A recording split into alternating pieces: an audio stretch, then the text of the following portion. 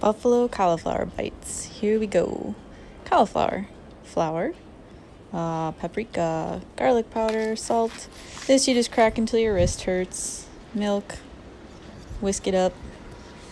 Add the cauliflower. Mix, mix, mix. That took some time. Add it to your air fryer. My first time using one. And then make the sauce. Some hot sauce, oil, and honey. Delicious. And based on the way it smells, we know we're going to want more, so we can start preparing our next cauliflower now while we wait.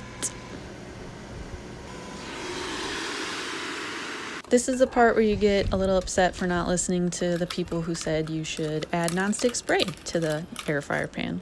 But here we are. Let's try it with our sauce. Better try it one more time. I think it's bad to eat a whole head of cauliflower. And for my next trick... Isn't life good?